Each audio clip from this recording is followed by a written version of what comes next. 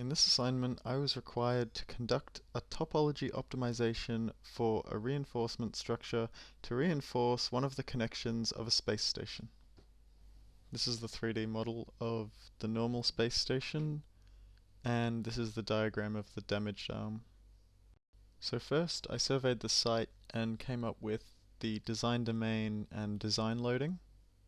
Then by applying this design load into the design domain using BESO 2D software, I was able to generate some optimal designs. So that's the process of the design optimization in the BESO 2D software, and this is the output, which I then converted into Abaqus so that I could do some validations of it. Here is the Abaqus output for the displacement under the design load, and rendered into the 3D model underneath the damaged member, or alternatively replacing the entire damaged member. Now, if this structure is to be 3D printed in aluminium, it'll be a cellular structure, so it'll look something like this, with lots of holes cut out of it. Now, to name a few merits of this design, it has a low volume, good member cross-sectional ratios, adequate contact surfaces, it has room in between its members for repair access, the stresses across all of its members are well distributed, and it's tileable, so you could stick it in place of all four members should they get damaged.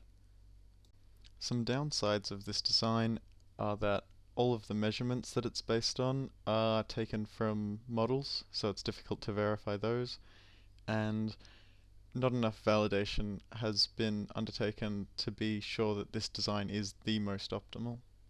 Some other designs like these ones have minor changes to the topology or additional holes. Some of them are more simple, some of them are more complicated.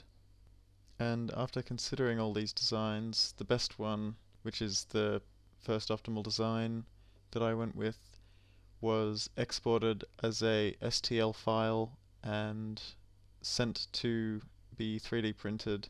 So here it is in the 3D printing software with some pricing information. And finally, in conclusion, this design was adequate for reinforcing the space station structure. This project, I really enjoyed it a lot more than Project 1 because it was far easier to approach, and I felt like my learning could be more directed toward actually learning about optimization and software rather than struggling with formatting and including details. I felt like my feedback from assignment 1 was heard, and I really enjoyed assignment 2. Thanks for listening to my presentation.